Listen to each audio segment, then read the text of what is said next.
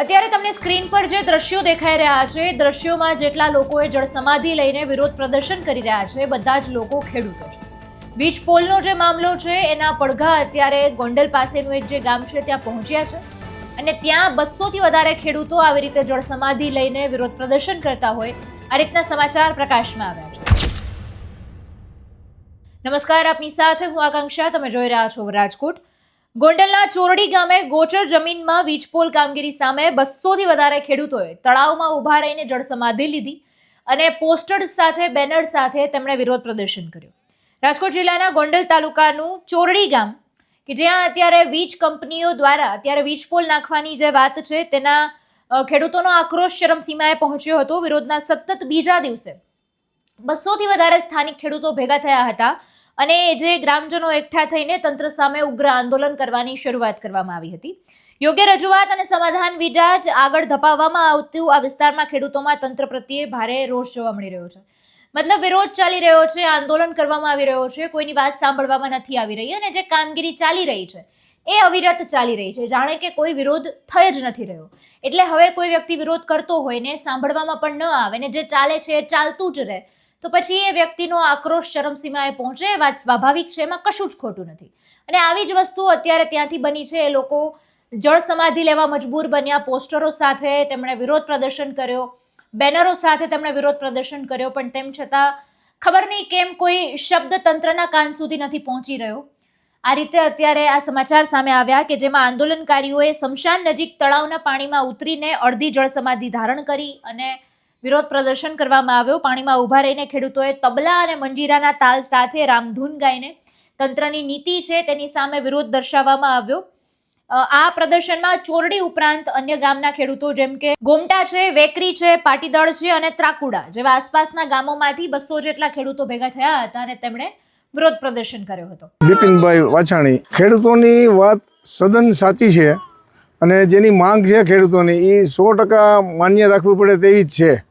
હવે આગળ સરકાર શું વિચારે તે સરકારને વિચારવાનું છે. અને જે કાંઈ આંદોલન છે અને જે પરિપત્ર કાલે અમને પરિપત્ર માંગ્યો હતો ખેડૂતોએ, તો પરિપત્રમાં એવું કીધું કે પરિપત્ર અમારે છે, પણ પરિપત્રની અંદર કોઈ પણ જાતનો ઉલ્લેખ નથી કે જેની કિંમત નક્કી કરવાની બાકી છે. તો આ લોકો કામ ચાલુ કરવા માંડ્યા. કિંમત નક્કી નથી થઈ ત્યાં સુધી ખેડૂતોની પરમિશન કેમ લીધી? અને ખેડૂતોની પરમિશન વગર ખાડા કરવા તે લોકશાહીમાં તો ગુનો જ કહેવાય ખરેખર તો, કે જેટલો હક સરકારનો છે એટલો હક ખેડૂતોનો છે. આ કોઈ કંપની પ્રાઇવેટ લિમિટેડ કંપનીને કોઈની માલિકીની જમીન નથી. આ જમીન છે એ ગામની છે, તો ગામનો હક ગામને જ મળવો જોઈએ. આવું ખેડૂતોની માગણી છે અને પૂરેપૂરા પૈસાની વળતર મળવી જોઈએ. વિરોધ કરવામાં તો લોકશાહી ઢબે કાલે ધૂનનો કાર્યક્રમ હતો. આજે પાણીની અંદર બેઠા બેઠા ધૂનનો કાર્યક્રમ રાખ્યો હતો અને કાલે એવું કહેવામાં આવ્યું હતું કે કાલે અમે પરિપત્ર લઈને આવશું. તો એ માયલું પરિપત્ર કોઈ આવ્યો નહીં. જૂના પરિપત્ર પ્રમાણે જે કાંઈ ઉલ્લેખ કાંઈ છે એમાં તો મિસ્ટર ઇન્ડિયા જેવો પરિપત્ર છે કે જેમાં કંઈ દેખાતું નથી. માંગની અંદર ખેડૂતોને પૂરેપૂરું વળતર મળવું જોઈએ. અને પહેલાં તો લાઈન નાખી છે, લાઈન સીધી પાટીમાં લાઈન થવી જોઈએ. એની બદલીમાં અમુક મોટા માથાનું લાઈન ખેતર આવતું હોય ત્યાં લાઈનને ફેરવી નાખવામાં આવેલી છે. પહેલાં તો સરકારનો કે કંપનીનો કોઈ પ્લાન નથી કે લાઈન પહેલાં ક્યાં લેવી. પહેલાં લાઈનનો નકશો તો ખેડૂતને બતાવે. જો અમારી માગણી નહીં સંતોષ થાય તો અમે ગાંધીજી માર્ગે આંદોલન કરશું અને જે કાર્યક્રમ કરવાના થશે અમે ખેડૂતો સાથે બેસી અને બધા આગેવાનો સાથે બેસીને નિર્ણય લેશું. ગઈકાલે અમે વિરોધ કર્યો હતો. ગઈકાલે આ જેટકો કંપની દ્વારા કામગીરી ચાલુ કરવામાં આવી, કોઈ પણ કાગળ પરિપત્ર વગર 2025ના કલેક્ટર સાહેબના હુકમના આધારે. તો ગઈકાલે અમે ઘણો વિરોધ કર્યો, પણ પોલીસ બંદોબસ્ત સાથે રાખી અને દાદાગીરીથી કામ ચાલુ રાખ્યું. એટલે આજે અમે ચોરડી ગામ અને બાજુમાં પાટીદળ ગામ, ગોમટા ગામ સહિતના ખેડૂતો આજે અમારી મદદમાં આવ્યા છે. બધા ગામના ખેડૂતો અહીંયા ભેગા થયા છે. આજે એક નવીન કાર્યક્રમ આપ્યો કે જે જગ્યાએ જેટકોનો થાંભલો નાખે તેની બાજુમાં જે છે નદી જેવું, એમાં અમે જળ સમાધિ, અડધી જળ સમાધિ લઈ અને આનો વિરોધ કર્યો. અને આવા જલદ કાર્યક્રમ આથી વિશેષ પણ આપતા જ રહેશું જ્યાં સુધી આ જેટકો કંપની અને એની દાદાગીરી બંધ કરવામાં નહીં આવે. કારણ કે આ જેટકો કંપની દ્વારા કાલે અમે કીધું એના અધિકારીઓને કે તમારી પાસે કોઈ પરિપત્ર કંઈ આધાર હોય તો બતાવો, પછી કામ કરો. તો એ લોકોએ એમ કીધું અમે તમને કાલ આપશું. કાલનું કરી અને ઠેકાડી અને કામ ધરાજ ચાલુ રાખ્યું. આજે પણ પોલીસ બંદોબસ્ત આવી ગયો છે અને જેસીબી પણ આવી ગયા છે. પણ અમે કહેવા માગીએ છીએ કે પહેલાં પરિપત્ર આપો કે તમે જે 2017ના ઉર્જા સચિવના પરિપત્રના આધારે કામ ચાલુ કર્યું છે એ પરિપત્ર તો અમને બતાવો.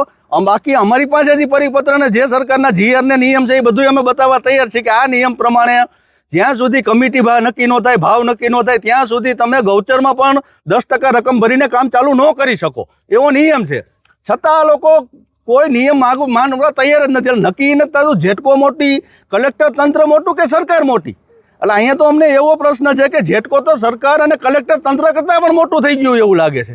અને આ ચોરડી ગામના ખેડૂતો, આજે ચેરોડી ગામ છે, આ વીજ લાઈન કાલાવડ પાસે ખંડેરાથી ઘેલા સોમનાથ સુધી જાય છે, જે સીધી રેખામાં જાય તો 80 કિલોમીટરમાં જાય, અને આ લોકોએ ફેરવીને 156 કિલોમીટર ફેરવી છે આ લાઈન. કારણ કે અમુક ઉદ્યોગપતિઓ અને અમુક રાજકીય આકાઓની જમીન બચાવવા માટે આ ડબલ કે 3 ગણા ખેડૂતોને નુકસાન કરે તો એને વાંધો નથી, પણ આ રાજકીય આકાઓ અને ઉદ્યોગપતિઓની જમીન બચી જવી જોઈએ. એના માટે આ લોકો જાણી જોઈને એટલી લાઈન આખી ફેરવી છે. અમારા ગામમાં પણ 2 વાર ફેરી છે, કારણ કે વચમાં એક રાજકીય વ્યક્તિનું ખેતર આવતું હતું. એટલે અમે આવો વિરોધી છે કે સામાન્ય ખેડૂતોનો શું વાંક, અને અમે આજે આ ગૌચર બચાવવા લડી છે. અને અમે એક ખાસ વિનંતી અહીંથી કરવા માગું છું કે ખંડેરાથી ઘેલા સોમનાથ સુધી જેટલા ગામ આવે છે, જેટલા ખેડૂતો પ્રભાવિત થાય છે, તે બધા ખેડૂતો એક યુનિયન બનાવો અને બધા સાથે મળી મિટિંગ કરી અને લડાઈ કરો. કારણ કે આ જે આ ખેડૂતોની જો એકતા હશે ને તો જ આ તંત્ર આપણી સામે ઝૂકશે. બાકી જો એક ગામ આવી રીતે લડતા રહેશું તો કોઈ દિવસ આ આપણે ધ્યાનમાં લેશે નહીં. ગઈકાલે અમે રામધૂનનો કાર્યક્રમ આપ્યો હતો, આજે અમે જળ સમાધિનો કાર્યક્રમ આપ્યો છે, અને આ જો માંગણી અમારી નહીં સંતોષાય તો આનાથી પણ જલદ કાર્યક્રમ આપશું. કારણ કે અમે થાકવાના નથી, હારવાના નથી. આ નફટ તંત્ર સામે તાકાતથી લડશું ને લડશું. તો અમે એ કહેવા માગીએ છીએ, એમની પાસે 2025ના 11મા મહિનાનો જિલ્લા મેજિસ્ટ્રેટનો હુકમ છે. જ્યારે અમારી ગ્રામ પંચાયતે આનો વિરોધ કરી અને જિલ્લા વહીવટીતંત્ર અને કલેક્ટરને પત્ર લખ્યો, એના અનુસંધાને એને અમને આવતી 20 તારીખે બોલાવ્યા છે અમારી રજૂઆતો લેખિતને મૌખિકમાં સાંભળવા. તો એક બાજુ કલેક્ટર અમને 20 તારીખે બોલાવે છે કે તમને વાંધા હોય એ રજૂ કરો, અને બીજી બાજુ આ 2025ના પરિપત્રના આધારે કામ ચાલુ કરી દે છે. તો આ તાનાશાહી દાદાગીરીનું કરવું શું અમારે, કે આ જેટકો તંત્ર કલેક્ટર અને સરકાર કરતાં પણ મોટું થઈ ગયું છે, અને કોઈ ખેડૂતોનું ગામ લોકોનું સાંભળવા પણ તૈયાર નથી. જગતનો તાત છે, ભારત દેશ ખેતી પ્રધાન દેશ છે. તમે ને હું જાણીએ છીએ ખેડૂતોનું મહત્વ શું છે. એનું મહત્વ આપણે કદાચ શબ્દોમાં નહીં વર્ણવી શકીએ, કારણ કે એ મહત્વ એક પરાકાષ્ઠાએ પહોંચેલું મહત્વ છે. ને એ વ્યક્તિ આજે મજબૂર બન્યો છે વિરોધ કરવા માટે, આવી રીતે તંત્રની સામે વિરોધ કરવા માટે. એટલે ખરેખર ખેડૂતોની દયનીય હાલત છે, પણ તંત્રની જે નિષ્ઠુરતા છે, જવાબ ન આપવો, એ એક જે વાત છે એ પણ ઘણા ગંભીર સવાલો ઊભા કરે છે. સમગ્ર મુદ્દાને તમે કઈ રીતે જુઓ છો એ કમેન્ટમાં જણાવજો. ફરી મળીશું. અમને રજા આપશો. નમસ્કાર.